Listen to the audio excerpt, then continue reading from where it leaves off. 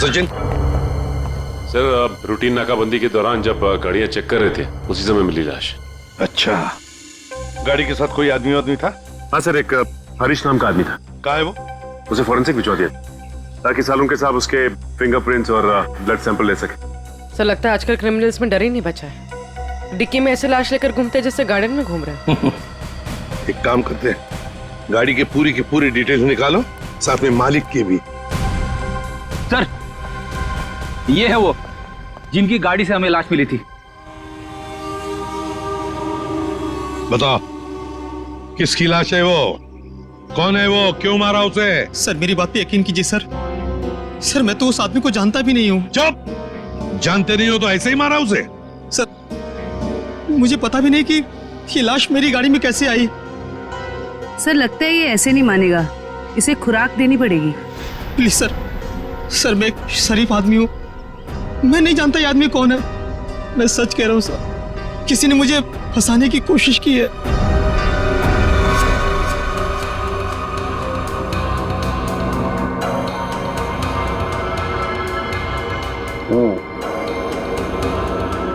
इसका body temperature के हिसाब से तो तारिका इस आदमी की मौत 6 से 8 घंटे पहले हुई। 6 से?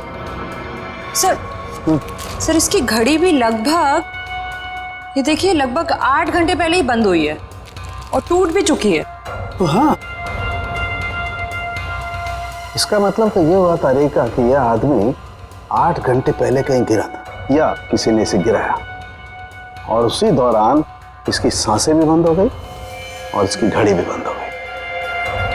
अच्छा एक काम करते हैं, हरीश के कपड़ों का लिमोनॉल टेस्ट करते हैं, शायद कुछ ब्लड स्ट्रेन मिल जाए।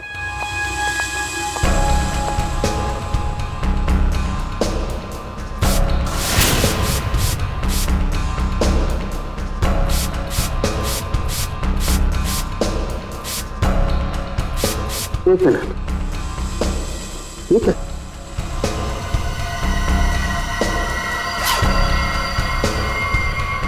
Secret pocket. Secret pocket? अच्छा चलो इसको टेस्ट करो।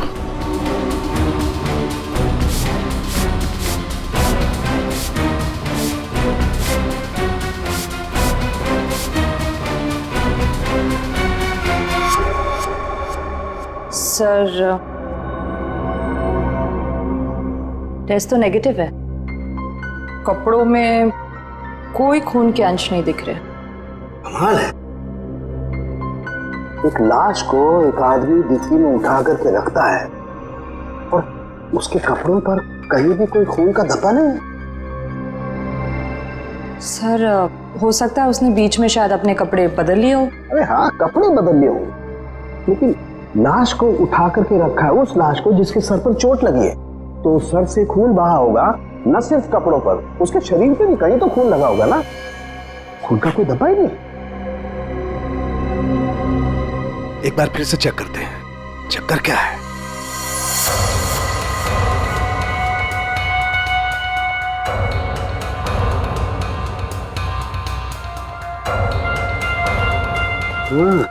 अरे क्या इसके नाखूनों में कुछ है? एक मिनट,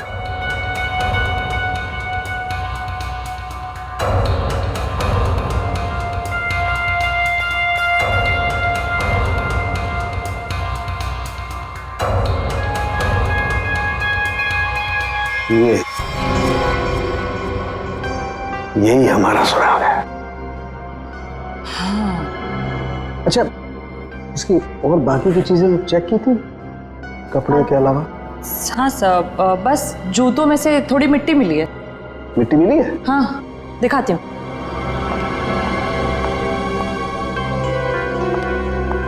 ये देखिए। अरे क्या काम करो, इस मिट्टी को चेक करो, पता लगेगा ये कहाँ की कौन से एरिया की मिट्टी है। सर मैं बीवी बच्चों की कसम खा के कह रहा हूँ, सब मैंने कुछ नहीं किया। ये अपने बीवी बच्चों की कसम झूठी खा सकता है मगर अपनी नहीं। इसे अपनी कसम खिलवाते तभी। रेडे, क्या कर रहे हो तुम? कसम कोई गोलगप्पे है जो बार बार खिलाओगे इसे? हाँ? वो से जो कुछ कह रहा है सही कह रहा है। तेरे कहने का मतलब है साळुंखे कि खून इसने नहीं किया है? बस फॉरेंसिक साइंस के हिसाब से हमें इसके कपड़ों पर और इसके शरीर पर खून के जरा भी ट्रेसेस नहीं मिले। मतलब साफ है, ये लाश के पास गया ही नहीं। सर मैं कह रहा था ना कि आप लोग को गलतफहमी हुई है। सब सच में मैंने कुछ भी नहीं किया है। एक मिनट, क्या हुआ साळुंखे?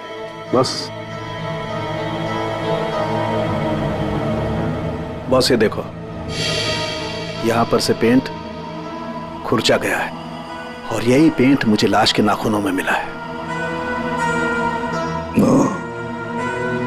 तो इसका मतलब है ये आदमी गाड़ी के डिक्की में रखने से पहले जिंदा था, जान थी उसमें।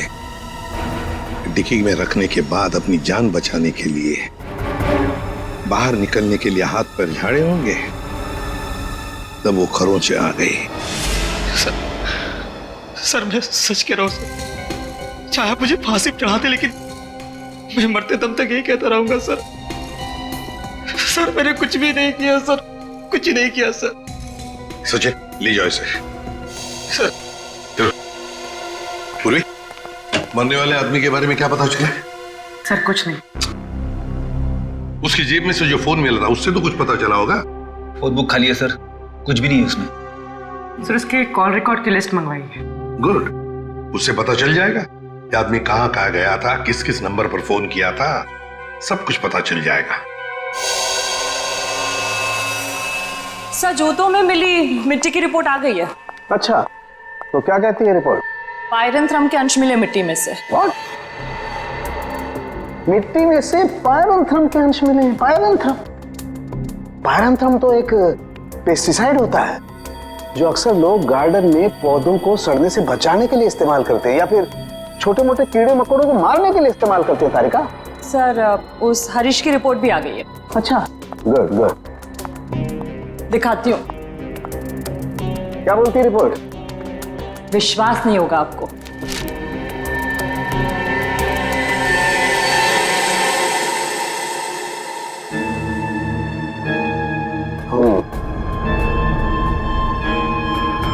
ये बात है।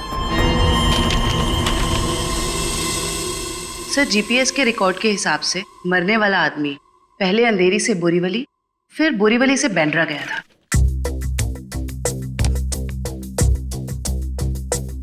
अंधेरी से ये गया बोरीवली और फिर बोरीवली से आया बैंड्रा। इस आदमी की मौत 8 घंटे पहले हुई है। 8 घंटे पहले तो जीपीएस से पता चल सकता है कि मरने से पहले आखिरी बार वो कहां पर था। बॉस, जरा रिपोर्ट देखो।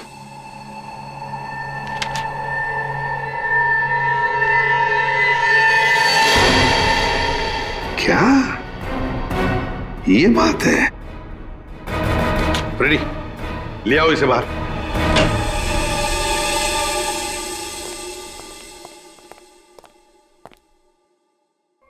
क्यों? खून के साथ साथ ड्रग्स का भी धंधा करते हो? ड्रग्स? हाँ, ड्रग्स। तुम्हारे कपड़ों में से अंश मिले हमें ड्रग्स के। सर मैं पैसों के लिए ड्रग्स सप्लाई करता हूँ, लेकिन मैं कातिल नहीं हूँ सर। मैं सच कह रहा हूँ। आज 8 घंटे पहले कहां थे तुम? सर 8 घंटे पहले मैं सेंटा क्रूज में था सर। वहां से मुझे दादर माल सप्लाई करना था। बस सर मैं दादर आया और वहीं पे गाड़ी पार्क की। तुम किसके लिए काम करते हो? उसका नाम नहीं पता सर। सर एक आदमी मुझे पैसे और माल देता था, बस मैं उस माल को डिलीवर करता था सब। सचिन, नारकोटिक्स डिपार्टमेंट को सारी इंफॉर्मेशन दे दो। इसने जो भी कहा है वो। बॉस, मरने वाले के बारे में एक और खास जानकारी मिली है। वो क्या? उसके जूतों में मुझे मिट्टी मिली है और उस मिट्टी से ये पता चलता है कि आखिरी बार वो किसी गार्डन में गया था। पूरी काम करो, जीपीएस से पता लगाओ आखिरी बार वो आदमी गया कहां था और क्या उस जगह के आसपास कोई गार्डन है क्या।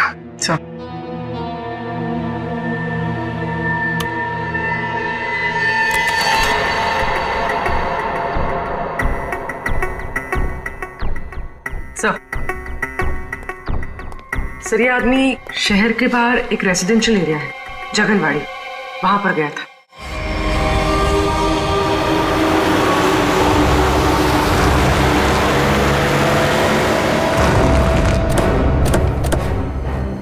सर जीपीएस के हिसाब से ये वही जगह है जिसे हम ढूंढ रहे हैं।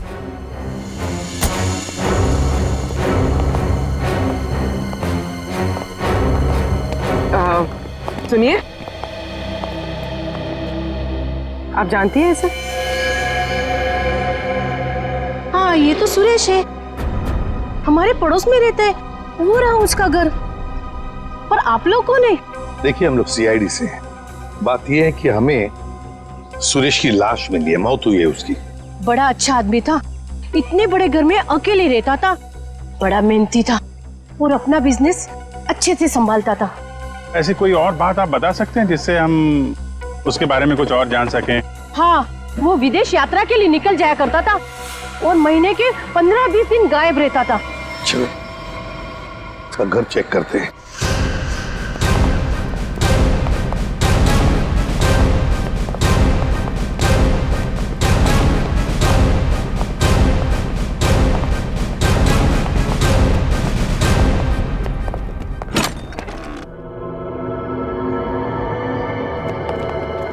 दरवाजा खुला है?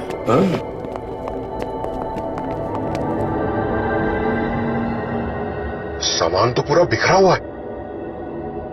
लगता है कुछ ढूंढने की कोशिश की गई है। सर शायद खून ही होगा जिसे सुरेश से कुछ चाहिए होगा। और सुरेश ने देने से इनकार कर दिया। और नहीं मिला तो उसने शायद सुरेश को मार डाला। अच्छी तरह से घर की तलाशी लो, देखो कुछ मिलता है क्या।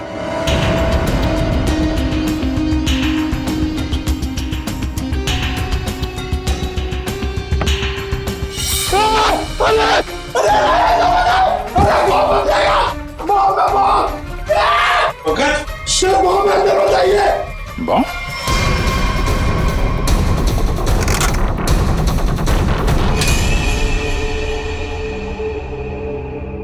खाली है, अंदर कुछ भी नहीं। लगता है खूनी सब कुछ लेकर गया है यहां से। तो फिर ये केस खून के साथ साथ लूट का भी हो गया सर। और ये लूट पिछले 8 घंटे में हुई है, सुरेश के मरने के बाद। काम करो, जाके सारी फिंगरप्रिंट उठाओ, एक एक फिंगरप्रिंट है।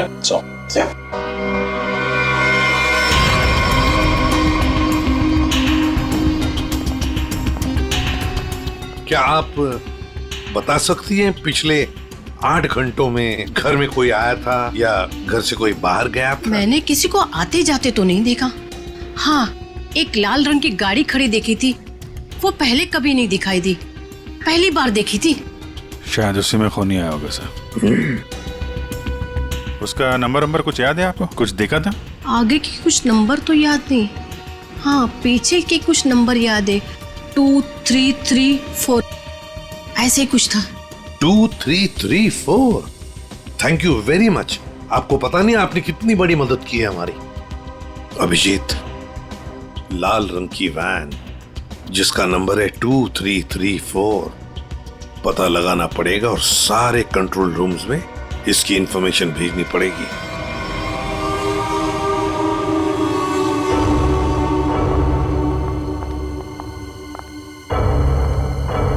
Yes ma'am. Yes ma'am, may I help you? मैं आपकी क्या सेवा कर सकता हूँ? वैसे तो आप बहुत कुछ कर सकते हैं, लेकिन अभी फिलहाल सिर्फ पता बता दीजिए। ये मेरा कार्ड है और you call me any time. इसमें मेरा एड्रेस भी है। Very funny. हमें आपका पता नहीं, हमें मिस्टर विनोद का पता चाहिए। किस रूम में है वो? एक्चुअली मिस्टर विनोद ना। एक्सक्यूज मी, घबराइए मत। एक्चुअली मिस्टर विनोद ने ही हमें यहाँ बुलाया है। सॉरी, मुझे आपकी बात पर पूरा भरोसा है, लेकिन मुझे मिस्टर विनोद से एक बार पूछना पड़ेगा क्योंकि वो हमारे स्पेशल गेस्ट हैं। सरिता, मिस्टर विनोद से कहिए कि उनसे बहुत खूबसूरत लड़कियां मिलने आई हैं। Yes sir.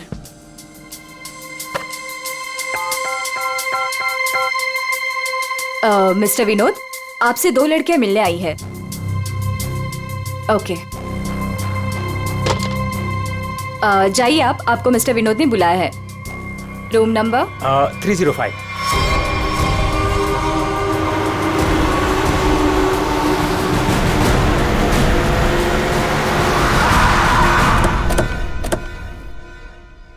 सर उस लाल गाड़ी के मालिक का पता चल गया है।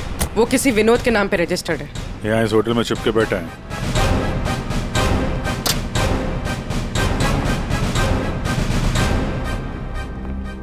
Yes sir. भाई साहब आपके यहाँ कोई विनोद नाम का आदमी ठहरा है क्या? सॉरी सर, हम अपने रिस्पेक्टेड गेस्ट के बारे में कुछ नहीं बता सकते। नहीं देते ही अच्छी बात है, लेकिन हम लोग सीआईडी से हैं। सीआईडी से? क्या हुआ सर? हुआ नहीं है, होने वाला है। आप हमें जरा मिस्टर विनोद का कमरा बताइए। सर बात क्या है ये तो बताइए। विनोद ने खून किया है और खून करके यहाँ छुप के बैठा है। खून किया सर? सर वो खूबसूरत लड़की को क्या होगा जो अभी अभी ऊपर गई हैं? कौन सी खूबसूरत लड़कियां? सर अभी 2 लड़की आई थी, वो अभी अभी ऊपर गई हैं। अब जरा कमरा दिखाइए उसका। सर ये वाला रूम।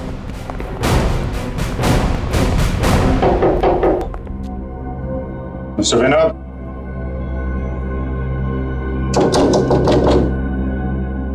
दरवाजा खोलिए। सर कोई आवाज भी नहीं आ रही। आपके पास मास्टर की है? Yes sir.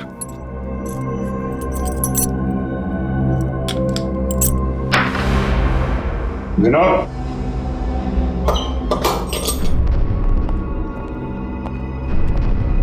विनोद, विनोद, विनोद।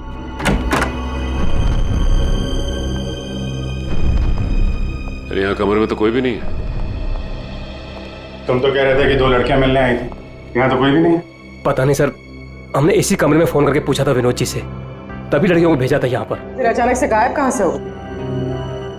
ये तो कोई प्लानिंग लगती है। तुमने विनोद को होटल से बाहर जाते हुए देखा है? नहीं सर, मैं पूरे टाइम रिसेप्शन पर था और मैंने जाते हुए उन्हें नहीं देखा। अच्छी तरीके से चेक करो कमरे को, कोई ना कोई सुराग तो छोड़ा होगा उसने।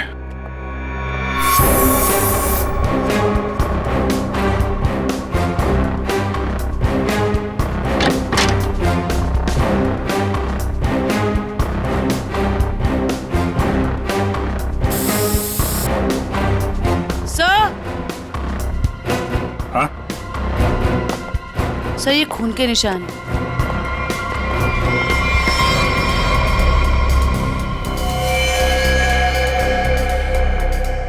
यहाँ पे कुछ हुआ है? सर कहीं विनोद ने उन दोनों लड़कियों को मार के उनकी लाश को होटल में कहीं छुपा दिया हो और मौका देख के यहाँ से भाग गया हो।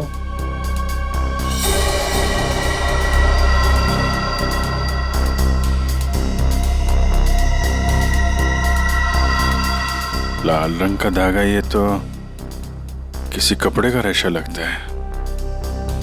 सर कहीं ये किसी शर्ट या जैकेट का धागा तो नहीं? हो सकता है, जरा मैग्नीफाइंग ग्लास देना। सर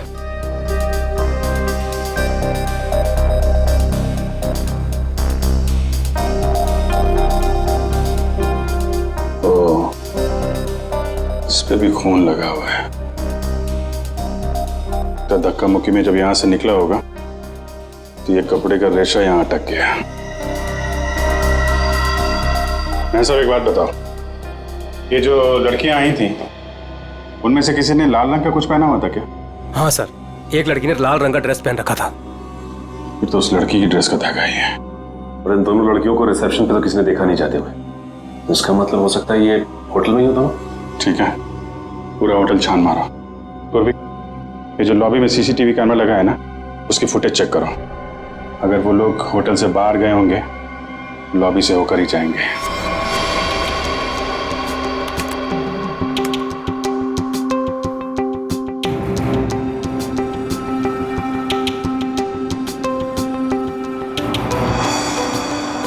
सर यही दोनों लड़कियां थी जो विनोद जी से मिलने आई थी। अब जरा आप कॉरिडोर की फुटेज दिखाइए। ये विनोद के कमरे में कब गई?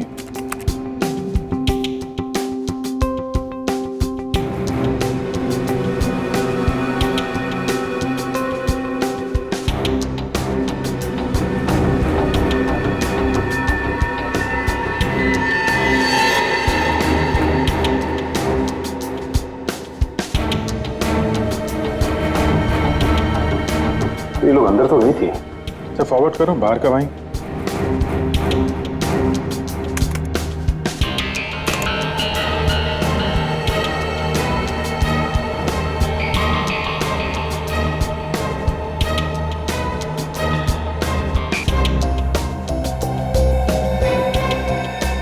सर बाहर सिर्फ दोनों ही निकले।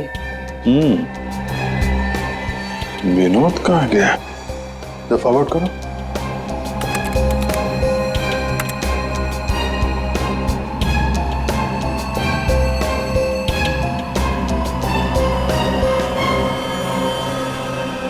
तो विनोद कहाँ गया? सर रूम में भी नहीं था और बाहर भी नहीं निकला। फिर ये विनोद गया कहाँ?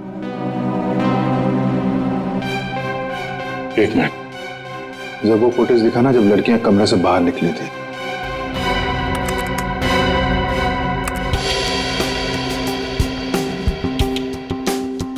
स्टॉप। सूटकेस देखा? अब जरा वो फुटेज दिखाना जब ये अंदर गई थी।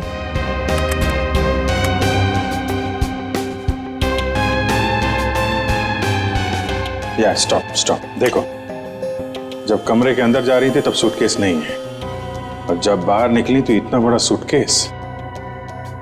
कहीं ये विनोद सूटकेस के अंदर तो नहीं?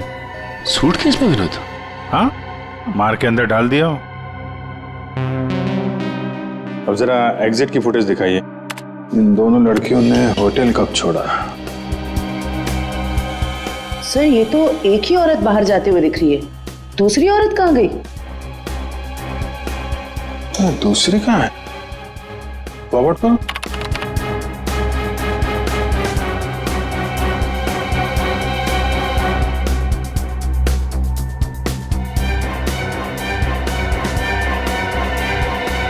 दूसरी वाली लड़की अभी भी होटल में है क्या? निखिल। Yes sir. जितने भी एग्जिट है ना होटल के सब बंद करवा दो। ठीक है सर। मैनेजर साहब। Yes sir. सारे केस को नीचे बुलवाइए। जी। पूर्वी, इस दूसरी लड़की की फोटो ब्यूरो में भेजो। अपने क्रिमिनल डेटाबेस से चेक करो, इसके बारे में कोई जानकारी मिलती है क्या? कोई क्रिमिनल रिकॉर्ड है इसका? ये गेट क्यों बंद है? आप प्लीज इसे खोलिए, हमें घर जाना है। और ये कोई तरीका है? हम इज्जतदार लोग हैं, आप ऐसे हमें रोक नहीं सकते। आप लोगों को जो परेशानी हो रही है उसके लिए माफ कीजिए, लेकिन ये केस की जांच चल रही है, उसके लिए हम आशा करते हैं कि आप लोग कानून की मदद करेंगे। ये फोटो देखिए, इस औरत को पहचानती हैं? कहीं देखा है आप लोगों ने इस औरत को? कौन है ये औरत सर?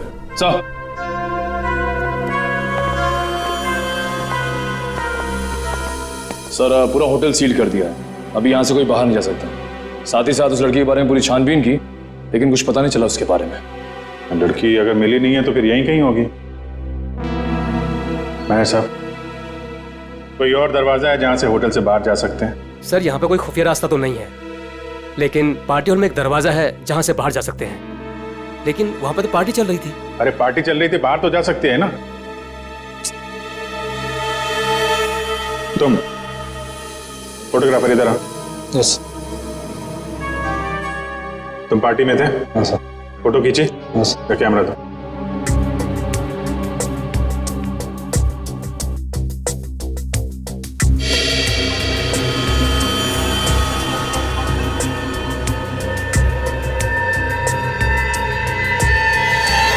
सर ये वैसे ही रेड ड्रेस है जैसे उन दो औरतों में से एक ने पहना था।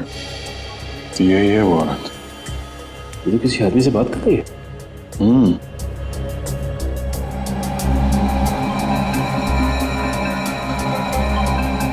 एक मिनट, आप जिस औरत से बात कर रहे थे उसको जानते हैं? कौन सी औरत? ये औरत। मैं इसे नहीं जानता। कोई बात नहीं, हम लोग पता लगा लेंगे। पार्टी कहाँ चल रही थी? सर उस तरफ।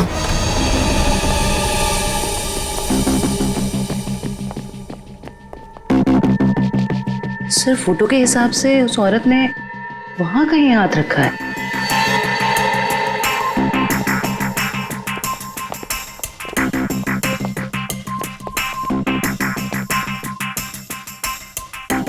यहाँ पे प्रिंट तो दिखाई दे रहा है।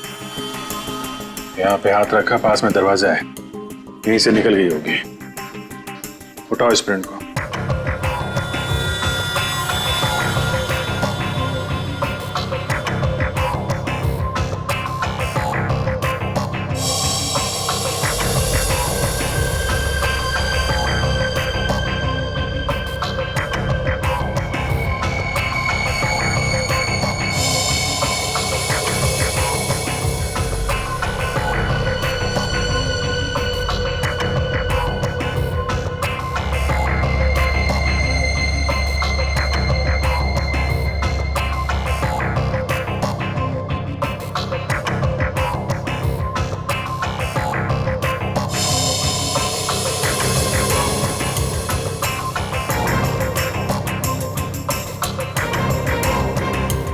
सर एक बात गौर किया आपने, ये जो उंगलियों का ये ऊपर का हिस्सा है उसकी रेखाएं काफी मोटी है, जबकि औरतों के उंगली के इस हिस्से की रेखाएं बड़ी बारीक होती, इसमें ऐसा नहीं है। ये रेखाएं तो मोटी है, मतलब मर्द की रेखाएं,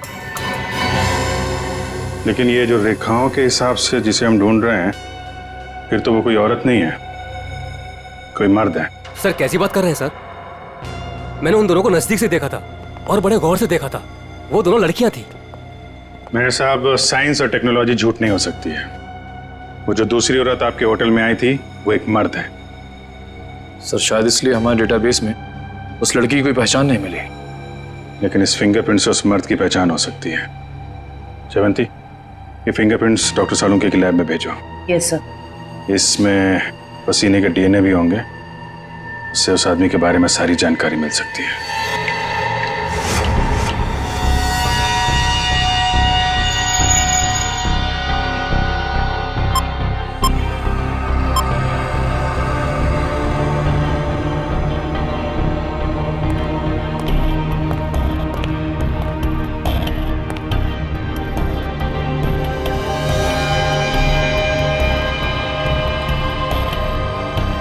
सालुंके, पसीने से जो डीएनए का टेस्ट किया उसका क्या रिपोर्ट आया?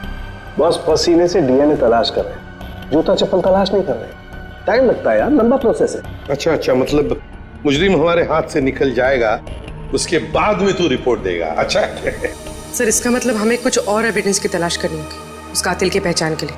अच्छा, अब आप भी बोलने लगे, वेरी गुड।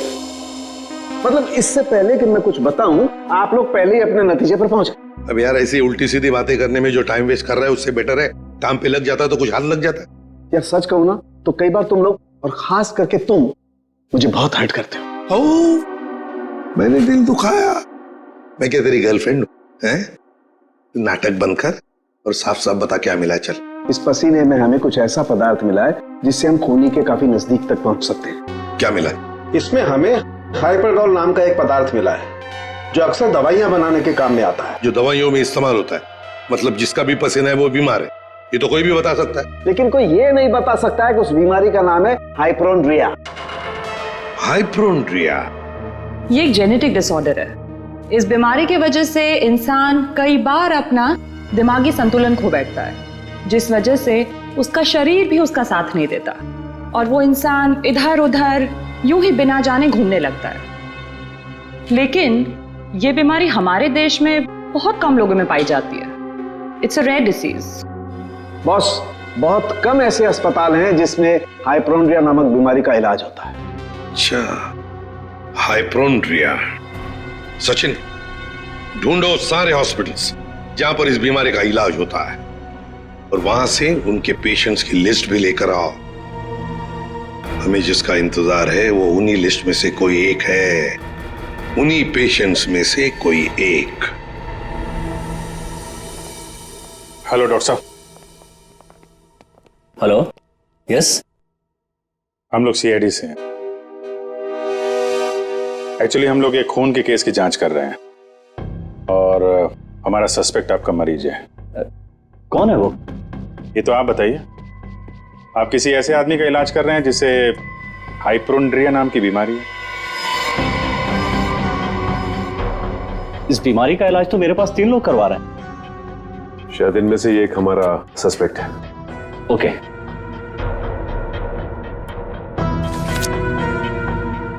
ये रही वो file. Thank you doctor.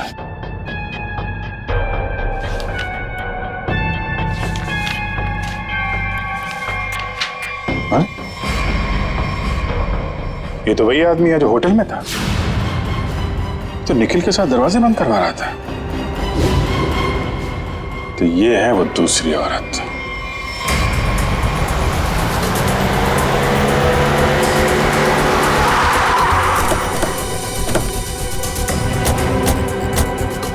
Excuse me manager साहब, वो वेटर कहाँ जो निखिल के साथ दरवाजा बंद करने गया था? क्यों सर, क्या हुआ? सवाल मत करो, जवाब दो, मेरे पास टाइम बहुत कम है। सर वो तो घर चला गया, उसकी शिफ्ट खत्म हो गई थी ना। वो वैसे रेस्ट रूम में रहता था, आज वो जल्दी चला गया, कुछ हड़बड़ी में था सर। मुझे मालूम है क्यों हड़बड़ी में था वो रेस्ट रूम कहाँ है? सर होटल के पीछे। जयवंत निखिल जरा देखो रेस्टोरेंट में जो मिलता है लेके आ।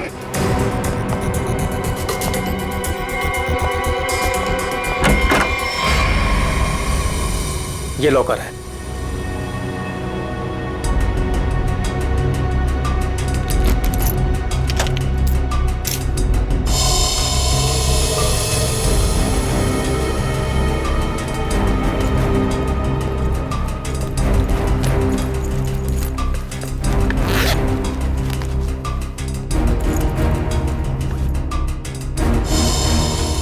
काफी चालाक है, फोन इसमें रख के गया ताकि हम उसे ट्रेस न कर सकें। सर ये बैग और ये मोबाइल फोन मिला है। बैग में और कुछ है? नहीं सर। लगता है वेटर बड़ी जल्दी में था, अपना सारा सामान यही भूल के चला गया। फोन लॉक है, इस फोन को अनलॉक करवाओ, इसके अंदर जितनी फोटोज हैं, वीडियोज है, कॉल लिस्ट सब छान मारो। अब ये फोन ही हमें उस तक पहुंचाएगा।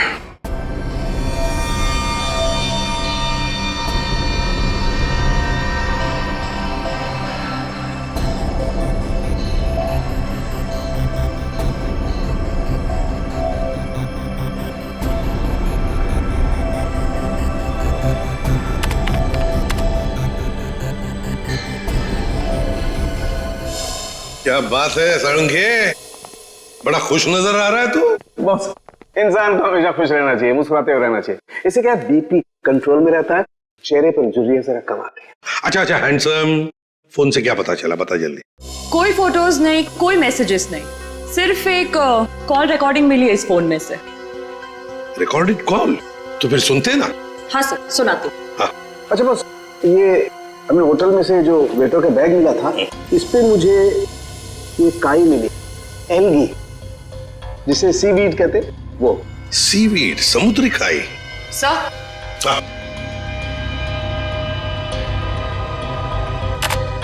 यस।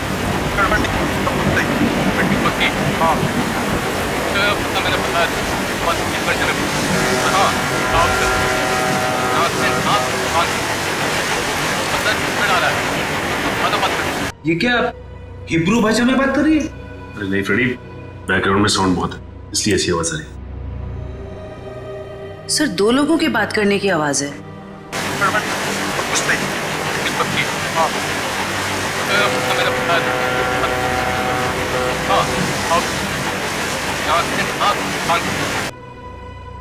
तारिका, जरा और क्लियर कर सकती हो क्या आवाज? हाँ सर।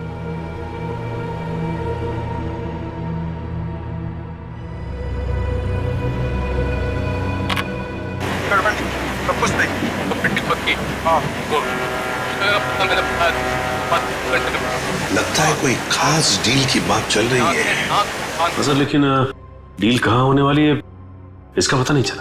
पता चल सकता है सचिन, अगर आवाजें साफ सुनाई पड़े तो। सर इसके लिए हमें इस टेप को आईटी डिपार्टमेंट भेजना पड़ेगा ताकि वो साउंड्स को अल्ट्रा फिल्टर करके ह्यूमन वॉइस को एक्सट्रैक्ट कर सकते हैं। नहीं, हमारे पास वक्त नहीं है। एक काम करो, जरा फिर से सुनाओ। हाँ सुनाओ फिर से।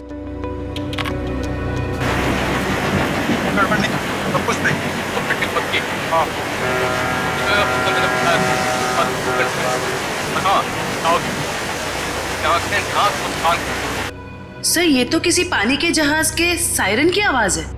जयवंती, फॉग हॉर्न का आवाज है ये, फॉग हॉर्न। अक्सर जब फॉग होता है ना, कोहरा होता है, तब ये सायरन बजाया जाता है बाकी जहाजों को सतर्क करने के लिए। सर मतलब जहाँ ये कॉल रिकॉर्ड हुआ है वो जगह बंदरगाह के पास है? बिल्कुल, जल्दी से जल्दी ये जगह ढूंढनी चाहिए, पहुंचना चाहिए हमें, इससे पहले कि ये डील हो जाए। Let's go.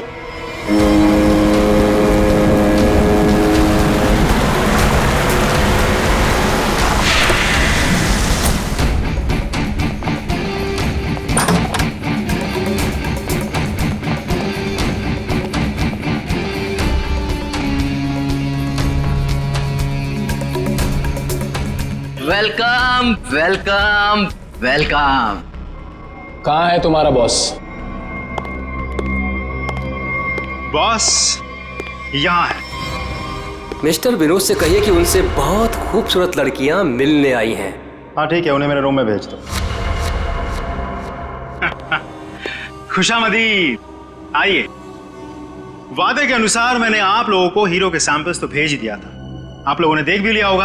हाँ, पर हमें डीलिंग के लिए पार्टी में मिलना था। वो वादा तो आपने पूरा नहीं किया। क्या होता है ना, कभी कभी एक वादा पूरा करने के लिए बाकी कई वादे तोड़ने पड़ते हैं, और मैंने भी वही किया।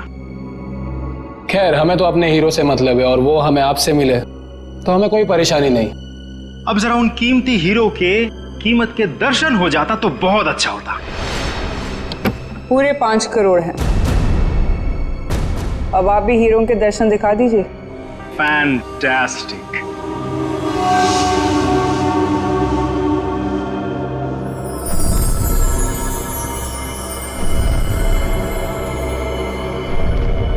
Thank you very much. आप लोगों के साथ बिजनेस करके मुझे बहुत अच्छा लगा।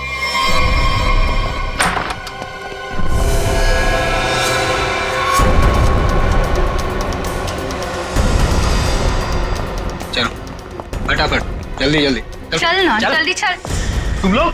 हाँ, चल। सेवा करने के लिए आए हैं। चल, जल्दी चल। हाथ ऊपर, हाथ ऊपर। चल। देखो, ये तुम लोग अच्छा नहीं कर रहे हो, ये अंजाम बहुत बुरा होगा, मैं बता रहा हूँ। तेरे बुरे अंजाम का तो फैसला उसी समय हो गया था जब तू हम लोगों को धोखा देकर हीरे चुरा कर भागा था। अब ये हीरे हमारे साथ ही जाएंगे और तू जाएगा ऊपर भगवान के पास, समझा? देखो, ये सही नहीं हो रहा है। मैं तुम्हारा दोस्त हूँ ना। दोस्त? डंक मारने वाला दोस्त? तूने क्या सोचा हमें भी सीआईडी की तरह धोखा देगा? नहीं, कभी नहीं होगा ऐसा।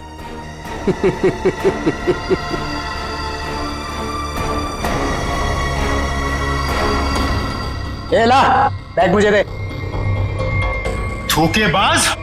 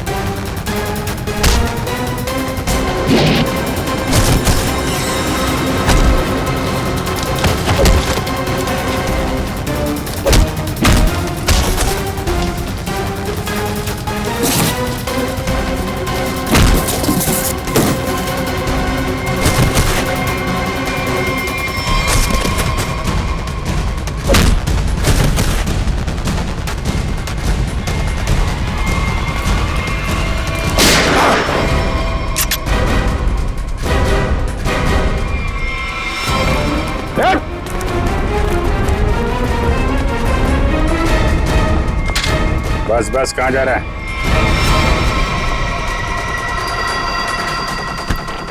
बहुत होशियार समझता है।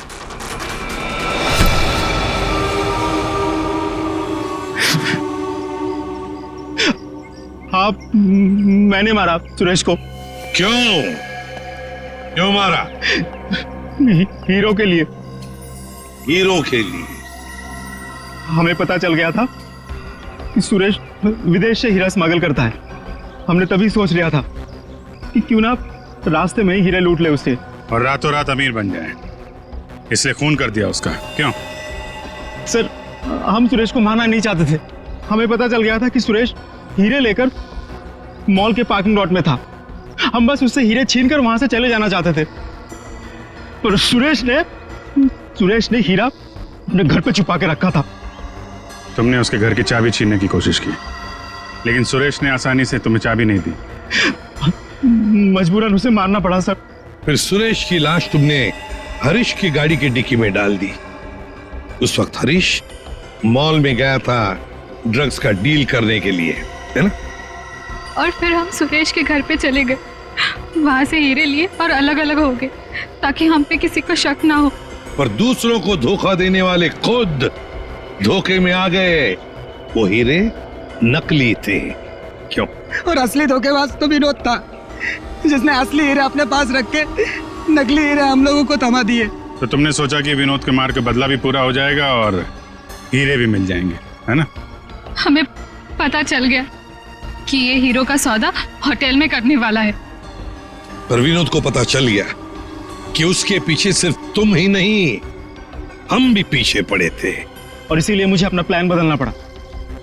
मैंने कुछ पैसों के लालच देकर वेटर को अपने साथ मिला लिया और अपने आप को होटल से गायब करने का सारा इंतजाम कर डाला। इन वेटर्स को औरत बनाकर, हैं?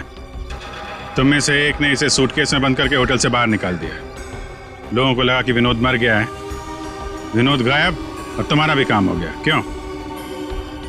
Master stroke. और उसके बाद किसका रोल शुरू हो गया?